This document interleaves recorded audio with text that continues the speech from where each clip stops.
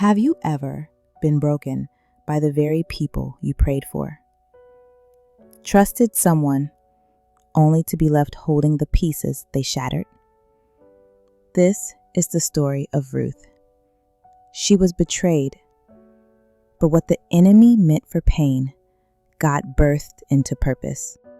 Ruth was not loud or flashy.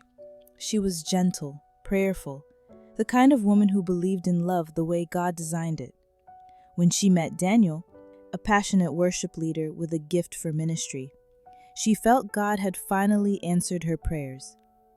They dreamed together, prayed together, fast days, long phone calls. They planned to serve in ministry as husband and wife. He would preach, she would support, and together they would build something eternal.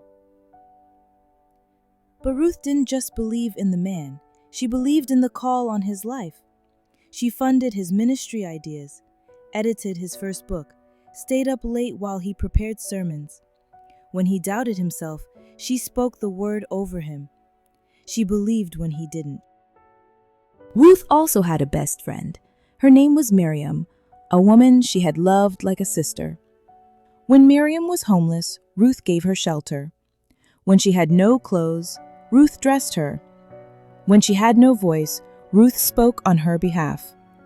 She shared her dreams, her fears, even her love for Daniel. She trusted Miriam with her life, and one day, Miriam would betray her with it. Daniel started pulling away. His text became shorter. His prayers with Ruth colder. He was present, but not with her. She thought it was stress or ministry fatigue.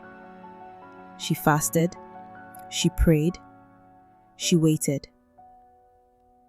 Then, one evening, while tidying his clothes, she found a folded piece of paper inside his jacket pocket.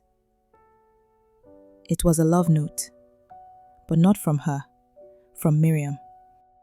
Her hands trembled, her heart pounded.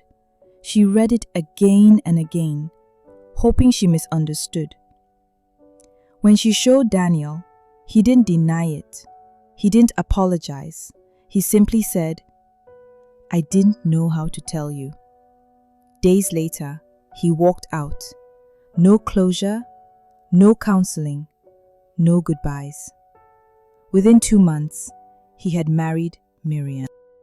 The whispers in church were loud, but heaven was silent. Ruth didn't eat, didn't sleep.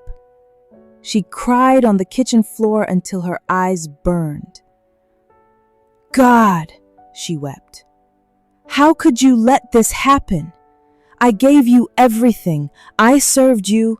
I waited. I was faithful." And still, silent. One night, after crying until she had no voice left, Ruth lay prostrate beside her bed. In that still moment, she felt a whisper stir her soul. "They didn't break you, they revealed you. You were never just building his ministry, I was building yours." That sentence changed everything. Ruth picked up her old journal, the one where she used to write prayers for Daniel. But this time, she began writing letters to women like herself, letters of healing, of hope, of rising again. What began as a journal turned into devotionals. Devotionals turned into a book. The book became a movement. God began opening doors. Conferences, women's meetings, radio interviews. Her pain became her voice. Her betrayal became her platform. Ruth was never meant to be someone's shadow. She was born to shine with God's light. The stone the builders rejected became the chief cornerstone. Years later, Ruth saw Daniel and Miriam at a conference. They were quiet. She greeted them, smiled, and walked away. No bitterness, no revenge, just peace. Because she knew God had done something far greater in her. Have you been betrayed? by a friend, a lover, a leader. I know it hurts, but hear this. Their betrayal doesn't define you. Your response does. You are not broken. You are being prepared. You are not forgotten. You are being formed. And if you let Him, God will birth something in you that would have never existed without the pain. Unless a grain of wheat falls to the ground and dies, it remains alone. But if it dies, it brings forth much fruit. John 12:24.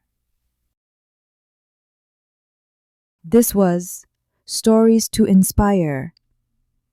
If this touched you, share it with someone who's crying in the dark, because healing begins with hope.